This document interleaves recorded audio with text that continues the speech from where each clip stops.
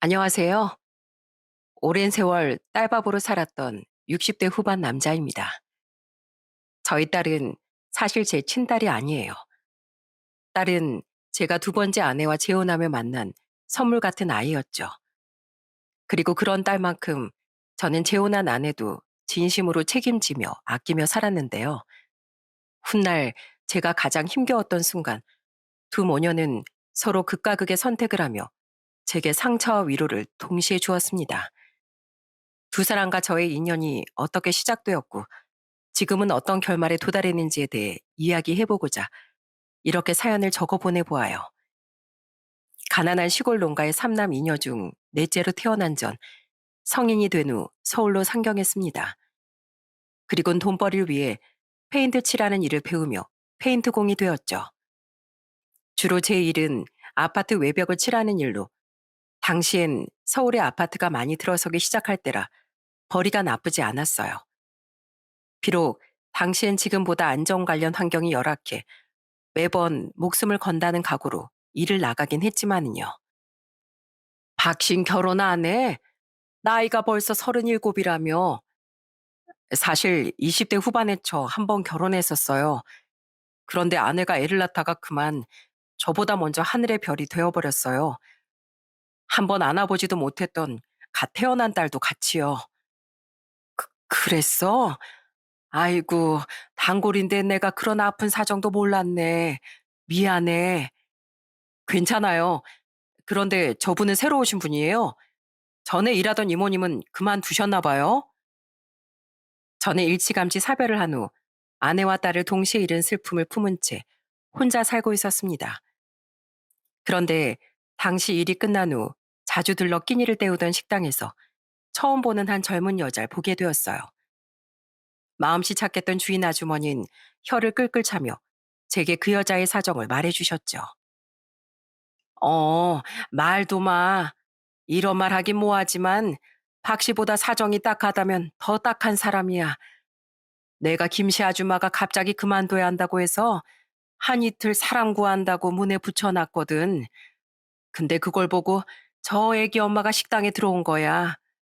애가 5살 여자인데 둘이서 갈 곳이 없다고 월급 조금 줄여도 되니까 제발 여기서 일하면서 부엌에서라도 자게 해달라고 사정을 하더라고.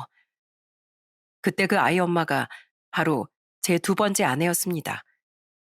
당시 아내는 식당 주인 아주머니께 눈물로 사정을 했다고 해요. 자신은 부모도 없이 남편 하나만 믿고 어린 나이에 결혼했는데 아들을 못 낳는다고 그렇게 구박을 당하며 살았다고요.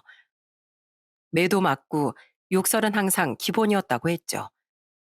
그래도 갈 곳이 없어서 그저 견뎠는데 어느 날 남편이란 놈이 대놓고 새 여자를 데려와 자신과 딸을 맨몸으로 쫓아냈다고 하소연했다고 합니다. 그 딱한 걸 어떻게 모른 척 하겠어. 월급은 제대로 주고 식당에 딸린 골방을 내주기로 했지. 저기 저 여자애가 저 애 엄마 딸이야. 애가 집에서 엄청 눈치 보고 살았는지 여기 와서도 자꾸 일을 도우려고 하고 내 눈치를 보더라고. 아휴, 가슴 아파서 원. 그리고 당연히 그 5살이던 여자애가 지금의 제 딸이에요. 그 고사리 같은 손으로 주인 아주머니 눈치를 보며 반찬을 나르고 바닥을 쓸고 있는 모습을 보니 너무 가슴이 아팠습니다. 이름조차 지어주지 못하고 보내야 했던 제 딸 생각이 나서 더더욱 그랬던 것 같아요.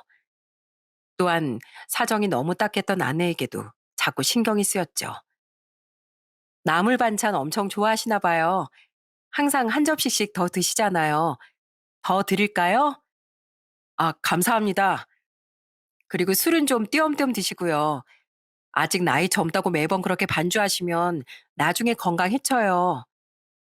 워낙 자주 가던 식당이었던지라 저는 아내와 꽤 친밀한 사이가 되었습니다. 그리고 아직 남이었던 당시의 딸에게 용돈도 간식도 챙겨주다 보니 저와 아내는 자연스레 마음을 나누는 사이가 됐어요.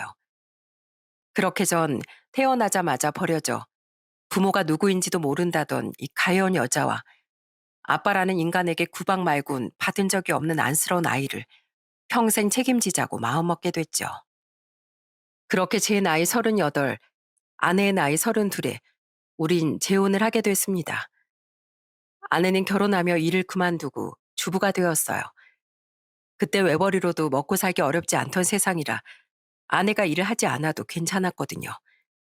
오히려 평생 힘들게 살아온 아내가 그렇게나마 고생을 덜 할 수 있다면 다행이라고 생각했죠. 전 아내를 행복하게 만들어주기 위해 돈도 열심히 벌고 다정한 남편이 되어주려고 노력했어요. 고마워, 여보. 난 당신이랑 결혼한 후에 매일 꿈속에서 사는 것 같아. 또한 먼저 보낸 딸을 그리워하며 살았던 전 결혼하며 완전히 딸바보가 되었습니다. 아빠, 어서 오세요. 보고 싶었어요. 아이고, 우리 예쁜 딸. 아빠 아침에도 봤는데 벌써 보고 싶었어? 네, 그럼요. 난 아빠가 세상에서 제일 좋아요. 친부에게 구박당하고 살았던 딸에게 전 아빠의 사랑을 듬뿍 주고 싶었습니다. 물론 애를 버릇없게 키우진 않았지만 훈육을 하기 전에도 골백 번은 고민하고 항상 안으면 부서질까, 길가에 내놓으면 날아갈까, 노심초사하며 애지중지 키웠죠. 우리 딸은 나중에 뭐 되고 싶어? 전 의사 되고 싶어요, 아빠. 아픈 사람들 고쳐주는 좋은 사람이요. 의사가 되고 싶다던 딸은 공부도 굉장히 잘했습니다. 그리고 딸은 정말로 명문 의대에 떡하니 합격했어요. 어찌나 자랑스럽던지 부모인 제 어깨가 더 으쓱해지더군요. 이게 바로 자식 키우는 재미인가 싶었죠. 아내는 저보다 한술 더 떠서 밖에 나가면 누가 묻지도 않았는데 그렇게 딸 자랑을 하더라고요. 우리 딸 이번에 의대 갔잖아. 난 우리 딸이 워낙 쉽게 떡하니 붙길래 의대 가는 게 그렇게 어려운 건지도 몰랐다니까. 아무래도 애가 날 닮아서 머리가 좋은 것 같지? 저는 그런 아내에게 주책이라며 웃어 보였습니다. 하지만 그 모진 세월을 견뎌내며 키운 딸이 이렇게 잘 됐으니 저 같아도 사방팔방 자랑하고 다니고 싶을 거라고 생각했죠. 그리고 딸은 의사 국가고시도 한 번에 합격했어요. 합격 발표가 난 날 딸은 아내가 아닌 저를 얼싸안고 방방 뛰더라고요. 아빠, 저도 이제 당당한 의사예요. 비록 아직 꿈인 전문의가 되려면 멀었지만 그래도 꿈에 성큼 더 다가섰다고요. 이게 다 아빠 덕분이에요. 고등학생 때 제 학원비 내준다고 고생하신 것도 딸 걱정된다면서 매번 학원 끝나면 태우러 오고 잠 더 잘하고 아침마다 학교 태워다 주신 것도 다 아빠잖아요. 대학 다닐 때도 공부만 하라고 과외 한 번은 못하게 하고 대학 학비까지 다 내주신 것도요. 그런 아빠가 아니었다면 전 애초에 의대도 못 갔을 거고 여기까지 해내지도 못했을 거예요. 사랑해요, 아빠. 정말 감사해요. 아내가 유난이라고 핀잔을 줄 만큼 제 딸 사랑이 지극하긴 했습니다. 하지만 딸이 이렇게 좋아하는데 아빠로서 못해줄 게 세상에 뭐가 있었겠어요. 그동안의 제 고생은 하나도 생각나지 않고 그저 감격스럽기만 하더라고요. 그런 딸을 끌어안고 저는 축하한다며 눈시울을 붉혔죠.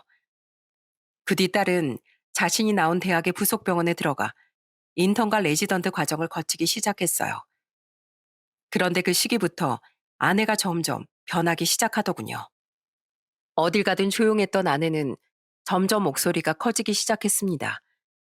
식당 직원에게 말도 안 되는 말을 하며 갑질도 하고 어디 가서 누가 자신의 말에 반대라도 하면 더 큰 목소리로 이렇게 소리 지르곤 했어요. 내 말이 틀렸다는 거야? 우리 딸이 뭐 하는 앤 줄 알아? 의사야, 의사. 그리고 나 우리 딸 그 대단한 의사로 키워낸 사람이야. 그런 내가 틀리면 의사인 우리 딸도 내가 틀리게 키웠게? 아내는 딸이 의사가 된 후로 완전히 기세가 등등해진 겁니다. 딸도 저도 당황해서 그런 아내를 말리고 타일렀어요. 하지만 아내는 자신이 의사도 아닌데 항상 딸을 들먹이며 어딜 가든 사모님 행세를 하고 싶어 했죠. 늘 집에만 있던 사람이 의사 부모라는 위치에 걸맞게 옷차림도 신경 써야 된다며 아내는 옷도 가방도 신발도 많이 사들였어요. 우리 딸이 의사인데 엄마 옷을 그렇게 사주고 싶어 하지 뭐예요. 난 괜찮다고 했는데 애가 워낙 효녀라 말을 안 들어요. 그래도 자식이 돈을 잘 버니까 그냥 고맙게 사 입는 거죠 뭐. 의사 월급이 좀 되잖아요. 누가 묻지도 않았는데 가게 점원에게 이런 식으로 으스대기까지 하면서 말입니다.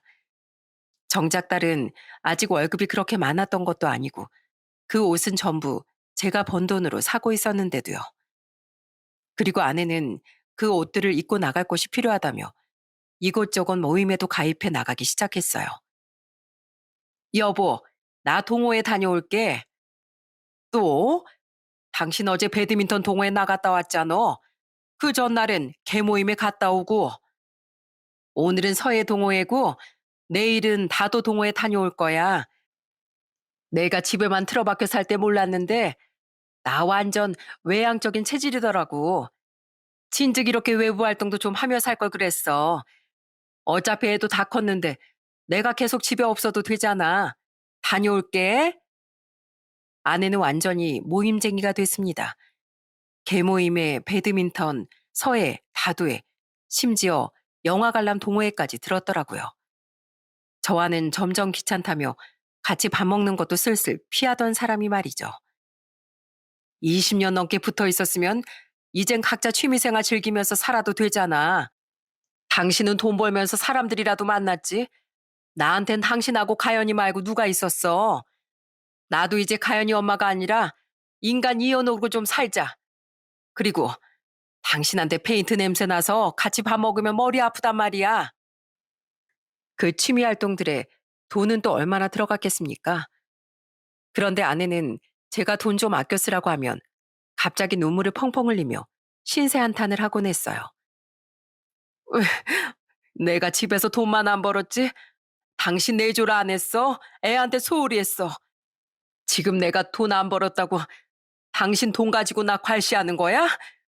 나도 그동안 힘들게 살았고 나도 이젠 더 늦기 전에 인생을 누릴 자격이 있어. 이 사람아, 내가 언제 한두 푼 가지고 당신한테 뭐라고 한 적이 있어? 아직 우리 가연이 시집 안 갔으니까 애 시집 보낼 돈은 모아둬야 한다고 잔소리한 거지. 당신 씀씀이가 자꾸 커지니까. 답답한 상황에 위로가 되어준 건 딸뿐이었어요. 딸은 그런 자기 엄마한테 잔소리를 하며 저에게 따로 용돈을 더 챙겨주더라고요. 엄마, 아빠가 힘들게 벌어온 돈을 왜 그렇게 고마운 줄도 모르겠어. 내가 용돈 주잖아. 그건 그거고 이건 이거지. 아직 네 레지던트 월급 그렇게 안 많다고 용돈도 많이 안 주잖아. 취미 활동엔 원래 돈이 많이 드는 법이야. 내가 정말 못 살아. 아빠, 제가 용돈 따로 드릴 테니까 이건 아빠 쓰고 싶은데 쓰세요. 아서라, 네 엄마한테 용돈 주고 나한테도 주면 너한테 뭐가 남어? 다 남아요. 그렇게 많은 돈도 아닌데 제 손 부끄럽게 하지 말아주세요. 전 어차피 병원에 매여 있느라 돈 쓸 시간도 없어요. 딸의 마음은 기특했지만 부모가 돼서 벌써부터 딸에게 손을 벌리고 싶지 않았습니다. 때문에 전 딸이 준 용돈을 한 푼도 쓰지 않고 딸의 결혼 자금을 모아두던 통장에 함께 차곡차곡 저축해뒀죠. 그리고 기특한 딸은 드디어 전문의를 따고 한 종합병원에 취직한 지 얼마 안 되어 같은 의사인데다 사람도 좋았던 사위와 결혼했어요. 그때 그동안 딸이 준 용돈과 제가 따로 모아둔 돈을 합해 건넨 결혼 자금을 어찌나 안 받겠다고 우기던지 한참 동안 실랑이를 해야 했다니까요. 아빠, 그동안 아빠께 받은 것만 해도 넘쳐나요. 그러니까 이건 그냥 아빠랑 엄마 노후자금 하세요. 우리 쓸 노후자금은 다 따로 저축해 놨어. 하나밖에 없는 달 시집 보내는데 이것도 못하면 이 아빠 두 발 뻗고 편히 잠 못 잔다. 다행히 제 고집이 이겨 저는 딸에게 결혼 자금을 보태줄 수 있었습니다. 그렇게 딸을 결혼시킨 뒤 딸과 사이가 올 때마다 아내는 버선발로 달려가 두 아이를 맞아줬어요. 아이고, 우리 대단한 의사 딸, 의사 사위 왔어? 환자 보느라 피곤할 텐데 뭐하러 이렇게 자주 와? 아주 예뻐 죽겠어. 반면 저에 대한 아내의 태도는 날이 갈수록 냉랭해져 갔어요.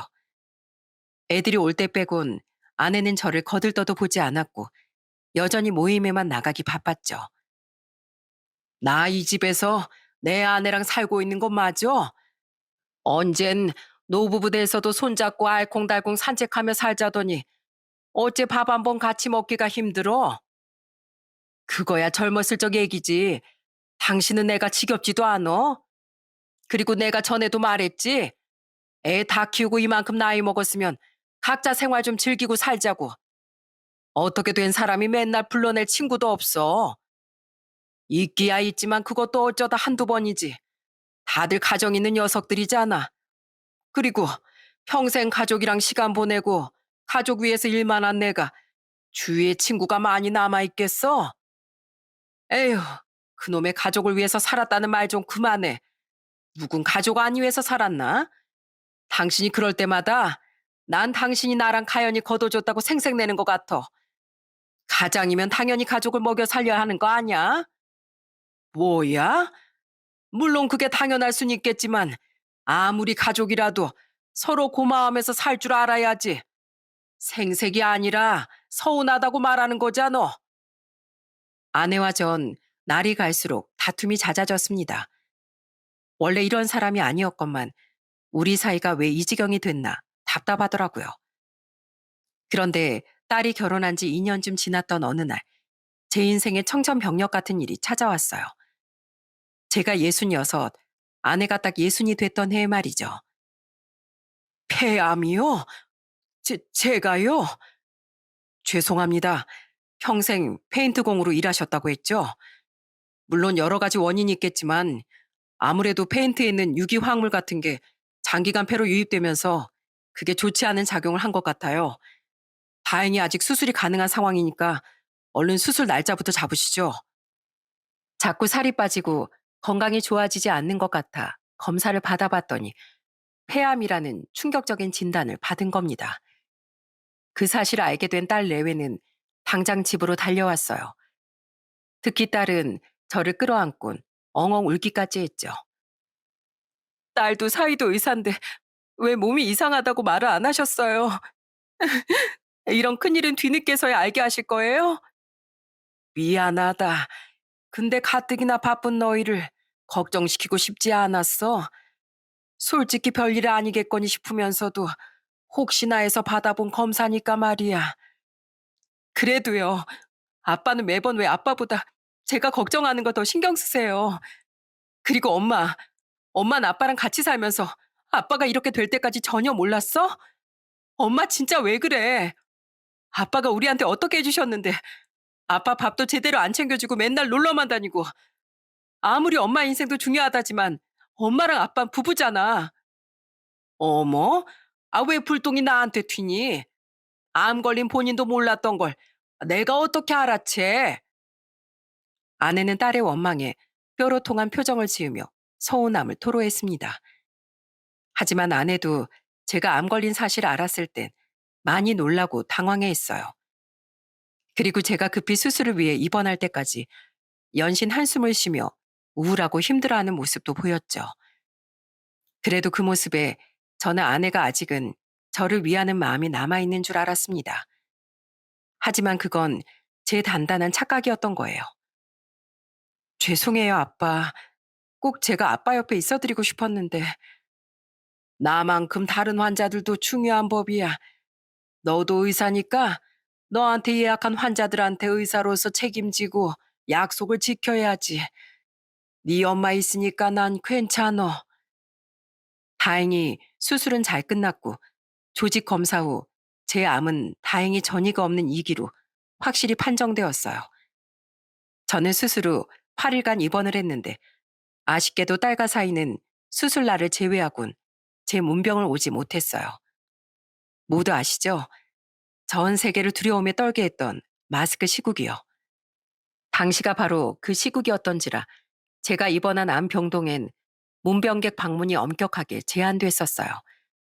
제 곁엔 바이러스 검사를 받고 상주 보호자로서 저와 함께 병원에 들어왔던 아내만이 함께 할 수 있었죠.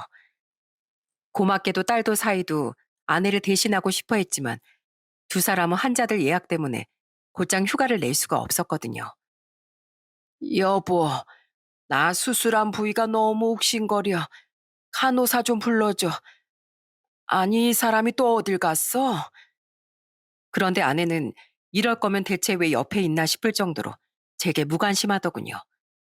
아내는 하루 종일 휴대폰만 만지작거리다가 무슨 통화할 일이 그렇게 많은지 통화를 하고 오겠다며 병실도 자주 비웠어요. 스스로 혼자 있기 힘든 환자를 위해 상주 보호자가 필요한 거 아닙니까? 그런데 그런 아내 때문에 보호자가 있어도 너무 힘들더라고요. 게다가 제 옆에 있을 땐 아내는 제게 귀찮은 티를 팍팍 냈어요. 아유, 진짜 짜증나게. 간병이라는 거 엄청 귀찮은 거네. 가뜩이나 이 병원에 갇혀 있는 것도 짜증나는데 왜 이렇게 귀찮게 굴어? 좀 참어. 귀찮어? 평생 돈 벌다가 이런 병에 걸린 내가 당신 지금 귀찮다고 한 거야? 그러게 누가 하필 그 페인트 공으로 일해서 돈 벌래? 사실 나 모임 다니면서 딸이랑 사이 자랑은 해도 다들 남편 뭐 하는 사람이냐고 물으면 아무 말도 못했어.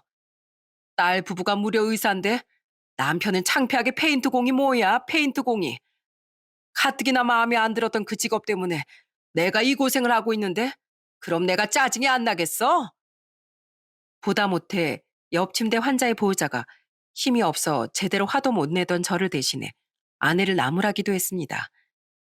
하지만 그럴수록 아내는 더욱 짜증만 낼 뿐이었죠. 그랬던 사람이 제 퇴원날 딸 내외가 데리러 왔을 땐 어찌나 고생스러웠던 척을 하던지요. 아이고, 이 간병이라는 게 보통 일이 아니더라. 삭신이 다 쑤셔. 그래도 네 아빠 나 아니었으면 어쩔 뻔했니? 하고 싶은 말은 많았지만 딸에게 걱정을 끼치고 싶지 않아 꾹 참았습니다. 그때 딸의 몰골이 정말 말이 아니었거든요.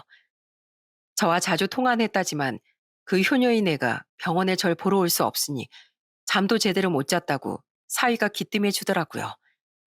불쌍한 우리 아빠 어쩌냐며 매일 눈물바람이었다고요. 게다가 병원 일도 바빴을 딸에게 굳이 화나고 걱정할 거리를 더 보태주고 싶지 않았어요. 나 병원에서 많이 생각해 봤거든. 근데 더 이상은 당신하고 못 살겠어. 우리 이혼해.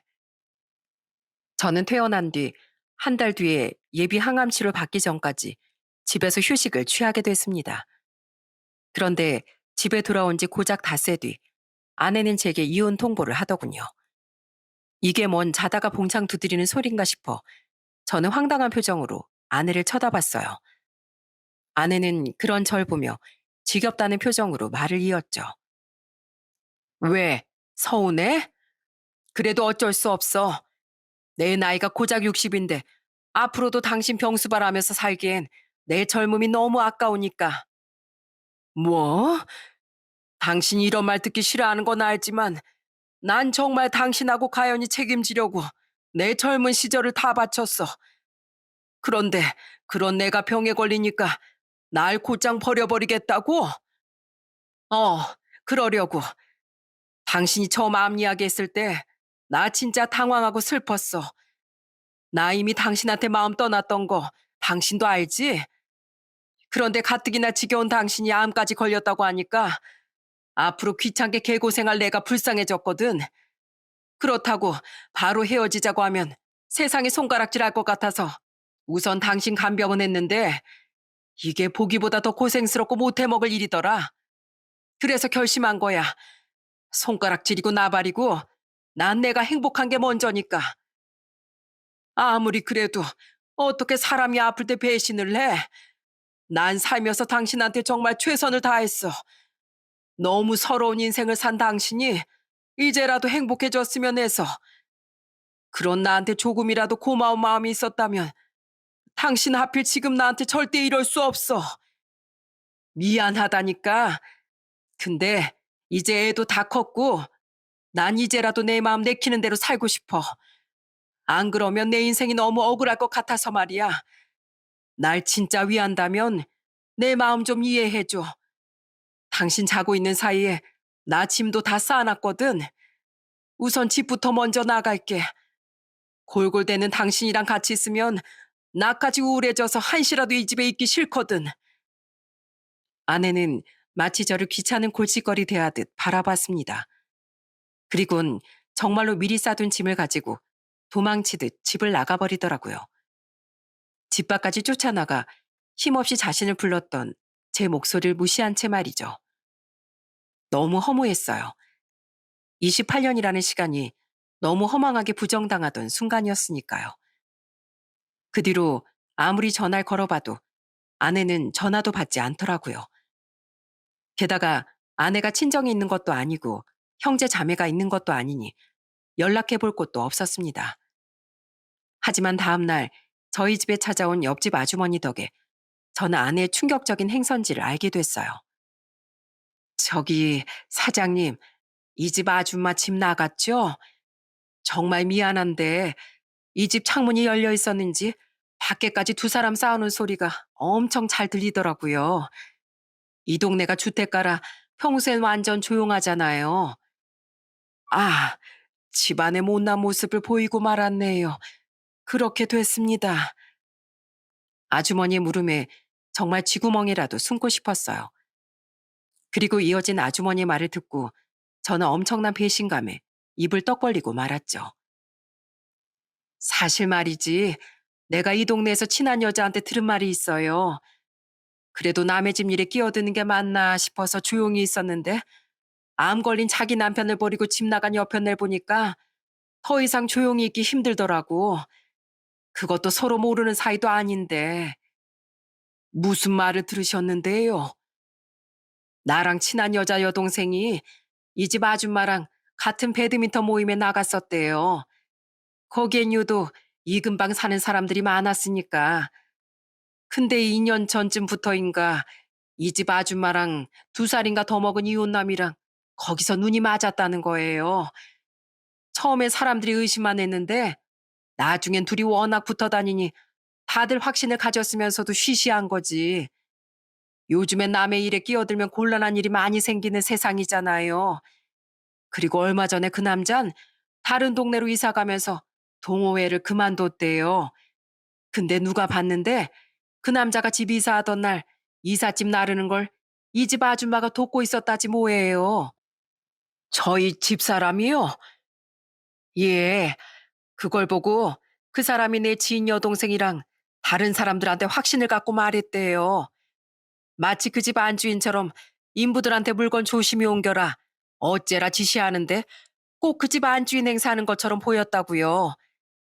그래서 다들 그 둘이 역시 만나고 있는 게 맞았구나 했대요. 근데 어제 이 집 아줌마가 집을 나가는 걸 보니까 아, 그 남자랑 아예 살러 갔나 싶더라니까요. 아휴, 미안해요. 더 일찍 얘기해 줄 걸. 충격적이었습니다. 아내가 저를 버렸다는 것만 해도 배신감이 들었는데 저를 두고 무려 2년 동안 바람을 피웠다는 사실이 말이죠. 저는 아내에게 다시 전화를 걸어봤어요. 그러자 하루가 지나서 그런지 그땐 또 전화를 받더라고요. 저는 울분에 차서 눈물까지 흘리며 물었습니다. 당신 배드민턴 동호회에서 만난 놈이랑 바람 났다는 게 진짜야? 그래서 지금 그 놈 집으로 갔어? 그래서 암 걸린 날 뒤도 안 돌아보고 버리고 간 거야? 어떻게 알았어? 하긴 어떻게 알았는지 알아봤자 지금에 와서 무슨 소용이겠어? 맞아. 사실 나 남자 있어. 당신보다 돈도 많고 나이도 4살이나 젊은 사람이야. 나도 처음엔 이렇게 이혼까지 결심할 생각은 없었어. 그런데 날이 갈수록 당신하고 이 사람은 비교가 되지. 당신하고 사는 건 너무 지겹지. 자꾸 마음이 움직이더라고. 그 와중에 당신이 암까지 걸려버리니까 내 앞날이 너무 캄캄한 거야. 그래서 평소에도 당신하고 헤어지고 나한테 오라던 이 사람한테 오기로 결심할 수 있었어. 슬프지만 어떡해. 마음은 움직이는 거잖아. 당신 정말 뻔뻔하다. 어떻게 미안하다는 말도 없이 이래. 당신 하늘이 무섭지도 않아. 나한테 그렇게 고마워할 땐 언제고. 이렇게 아쉬울 거 하나 없어지니까 날 버려. 적어도 다른 놈을 만날 거면 나랑 헤어지고 난 이후에 만났어야지. 그게 부부로서 최소한의 예의잖아. 당신, 정말 이 죄값을 어떻게 치르려고 그래? 그건 내가 알아서 할게. 아무튼 내가 당신 전화 받은 건 이혼에 대해 상의하고 싶어서였어.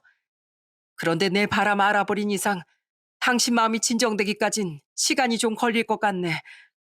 나중에 다시 통화하자.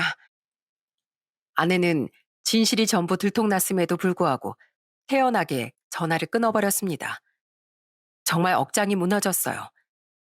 그렇게 울다 웃다 또 멍하니 방바닥을 바라보길 반복하고 있는데 그날 저녁 딸에게서 전화가 오더군요. 아빠, 몸은 좀 어떠세요? 한 3일간 전화 못 드려서 죄송해요. 저도 남편도 병원 일이 너무 바빴거든요. 엄마가 잘 보살펴 주고 계세요? 음, 아빠, 지금 우세요? 왜요? 어디 아프신 거예요? 아니다. 그냥 몸이 약해지니 마음도 약해졌나 보다. 이유 없이 우리 딸 목소리 들으니까 눈물이 다 나는구나. 그런데 딸의 목소리를 듣자마자 겨우 멈췄던 눈물이 다시 볼을 타고 흐르더라고요. 당황한 저는 놀란 딸에게 아무것도 아니라며 둘러댔습니다. 하지만 딸은 1시간도 안 돼서 사위와 함께 집으로 달려왔더라고요.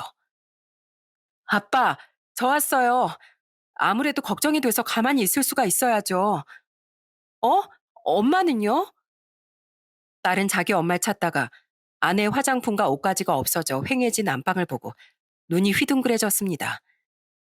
아무리 딸과 사위에게 걱정 끼치기 싫었다지만 이미 집까지 온 애들에게 어떻게 모든 사실을 숨길 수 있었겠어요.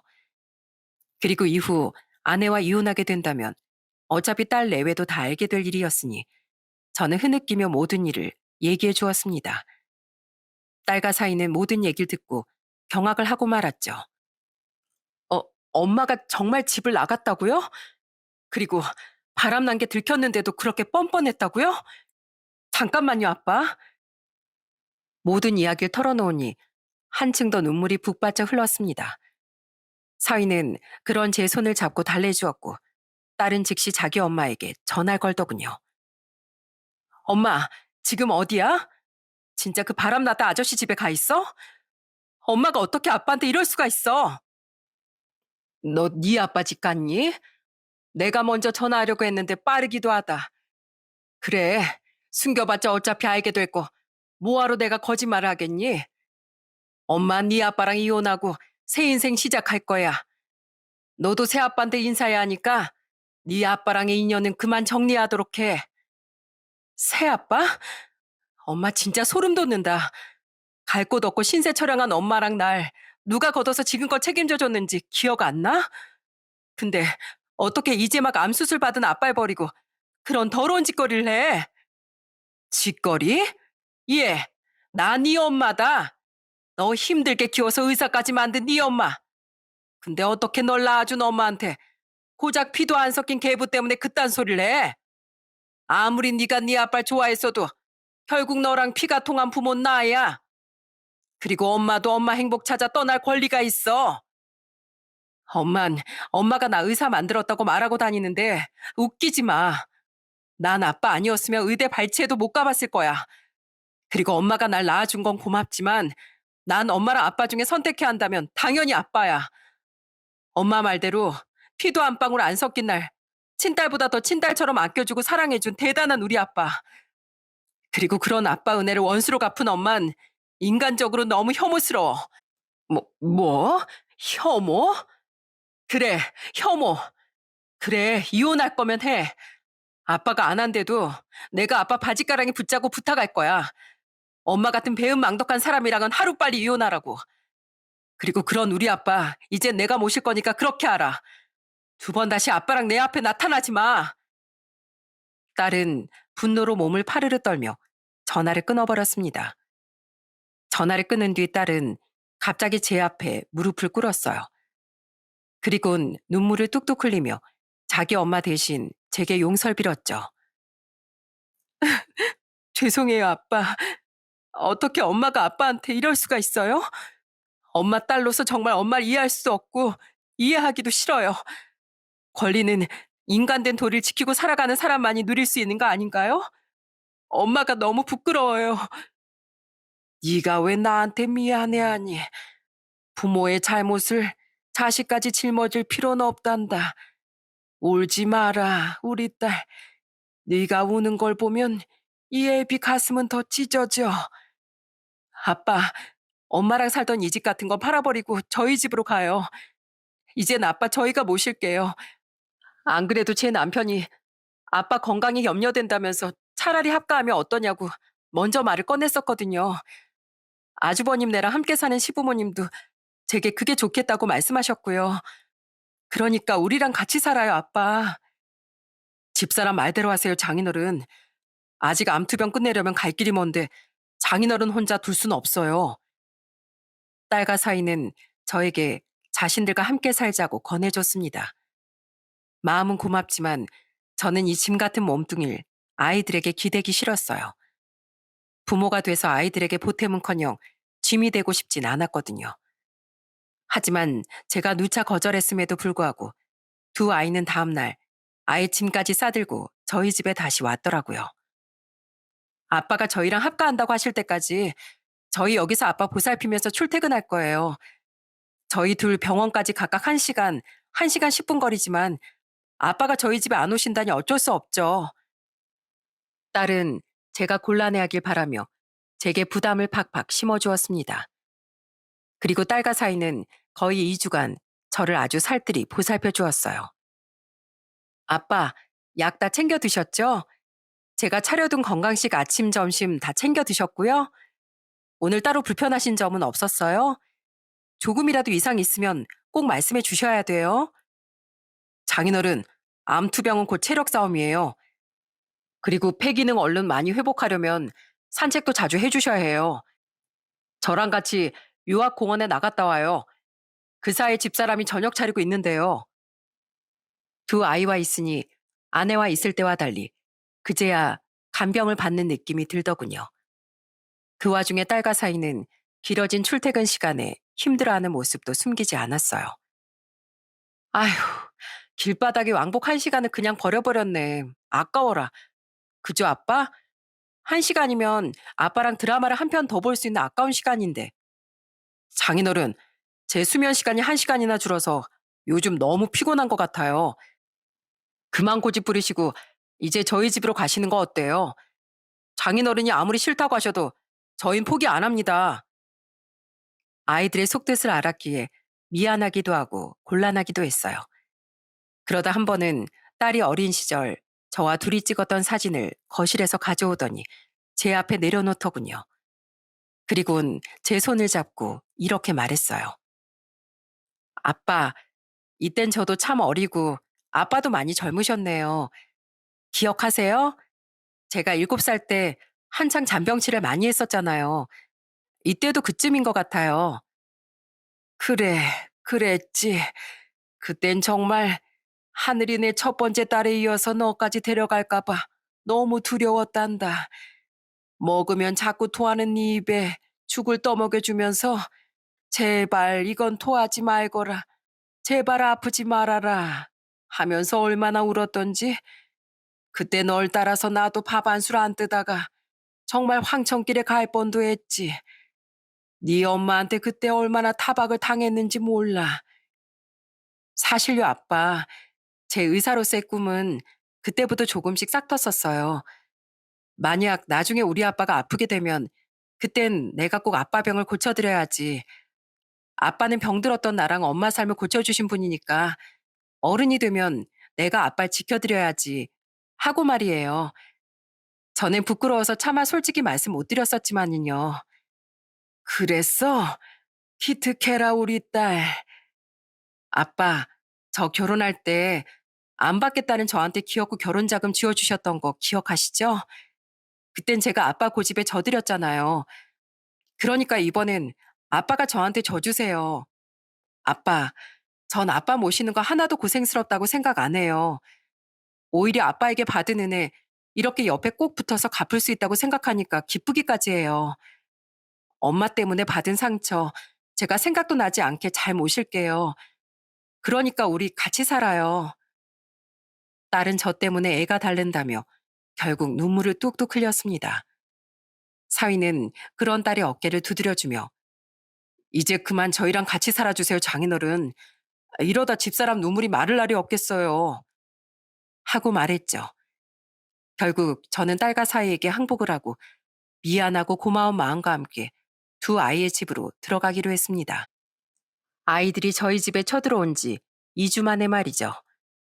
그리고 그 2주 사이 아내는 딸에게 몇 번이나 전화를 걸더군요. 하지만 딸은 전화를 받지 않았고 아내는 딸에게 이런 문자들을 남겼더라고요. 기어코 널 아주 날 버리고 그 계부를 선택한다 이거지? 어디 잘 먹고 잘 살아봐라. 이 은혜도 모르는 기집애.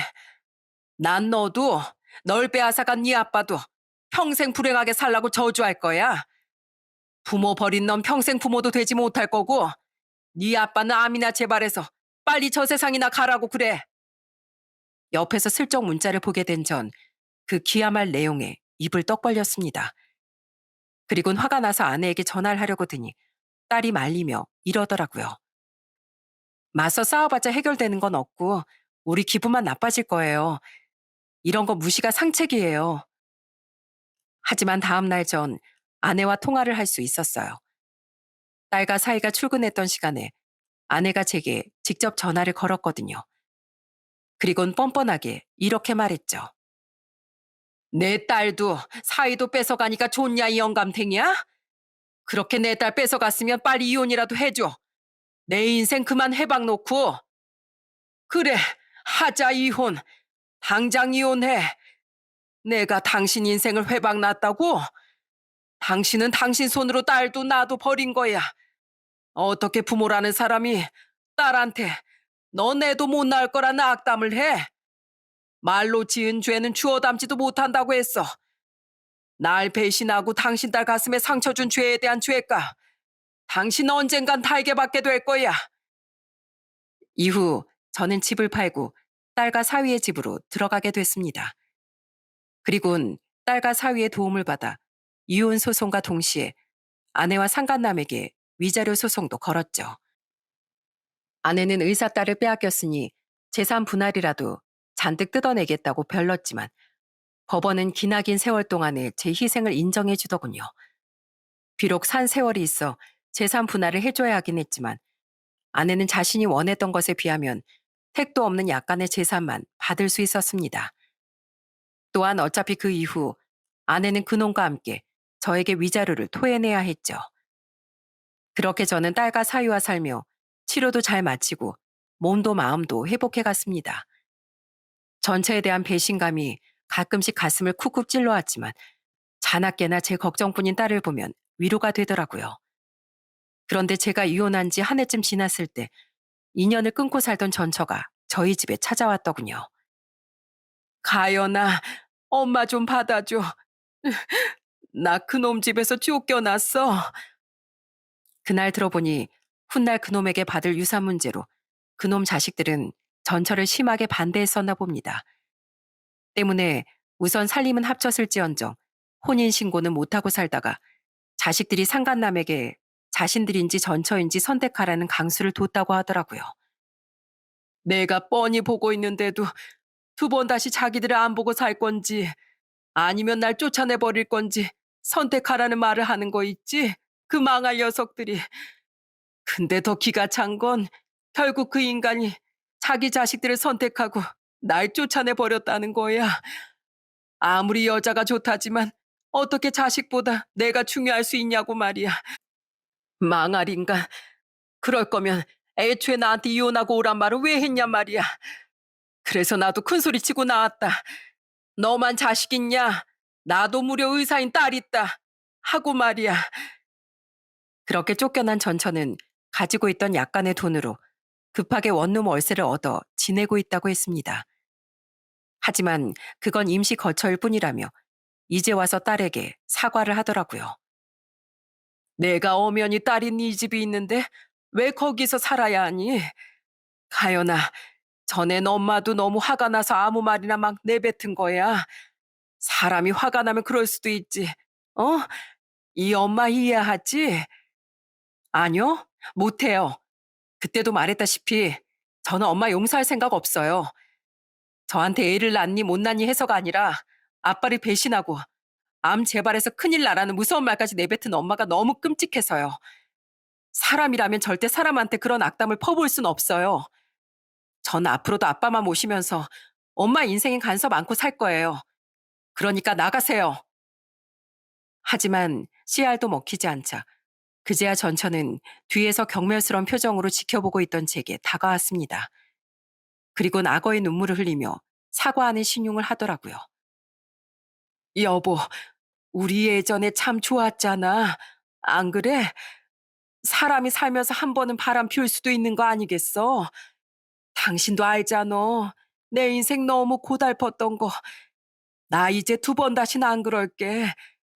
당신 지금 건강해 보이네. 그거 내가 당신 수술 받았을 때 잘 간병해준 덕분 아니야? 우리 안 좋은 시간도 있었지만 그래도 함께 해온 시간들 무시 못하잖아. 우리 다시 시작하자. 어? 사실 나 당신 많이 보고 싶었어. 내가 정말 미안했어. 당신 기억에 오류가 있는 것 같은데 난 그때 당신이 간병하는 신용조차 하지 않아서 너무 힘들었어. 그리고 내가 이렇게 잘 나을 수 있었던 건 다 우리 딸하고 사이 덕분이야. 살면서 바람 한 번은 피울 수도 있다고? 그럼 당신 같은 생각 갖고 있는 다른 놈 만나서 다시 살림 차리고 살아. 난 바람도 사람 아플 때 버리는 그 못된 마음도 절대 이해 못하니까. 가연이가 당신 용서해준다면 그건 내가 할 말이 없다고 생각해. 하지만 난 살면서 더는 당신 보고 살고 싶지 않아. 전처는 애원하는 표정으로 저와 딸을 번갈아 보다 사위에게까지 매달렸습니다. 하지만 사위는 멋쩍은 표정을 지으며 자신을 붙잡은 전처의 손을 쓱 빼버렸죠. 그리곤 제 옆으로 다가와 가만히 제 손을 잡아주더라고요. 그렇게 전처는 결국 처량하게 집에서 쫓겨났습니다. 그 뒤 전처는 몇 번 더 딸에게 연락을 했었어요. 하지만 딸은 철저하게 자신의 엄마를 외면해버렸죠. 결국 지금 전처는 저와 재혼한 뒤 처음으로 다시 식당 일을 다니며 월세와 생활비를 벌고 있다고 해요. 전처가 직접 딸에게 불쌍한 척 그 사실을 문자로 알렸더라고요. 엄마 너무 힘들다. 내가 60 넘어서 남의 식당 일을 또 하게 될 줄은 꿈에도 몰랐어. 아빠는 평생 그것보다 힘들게 돈을 버셨어요. 저랑 엄마를 위해서요. 이제 엄마 자신은 엄마 스스로 책임지세요. 하지만 딸은 냉정하게 이런 답장을 보내곤 그 뒤론 여전히 전처의 연락을 무시하고 있습니다.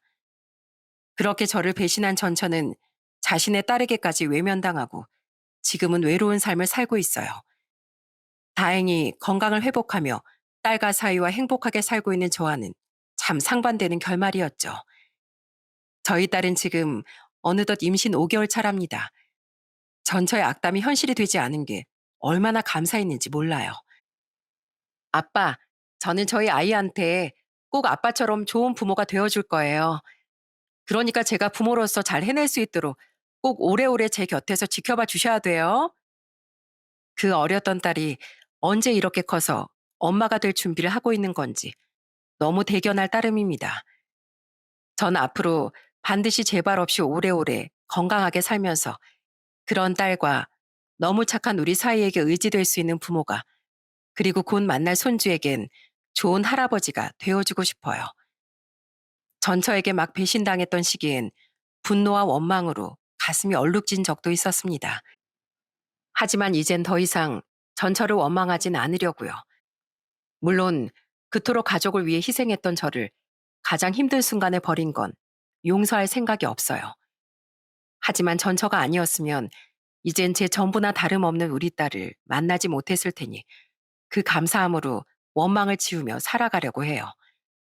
무엇보다 전처는 이미 가진 것 전부를 잃는 죗값을 치렀으니까요.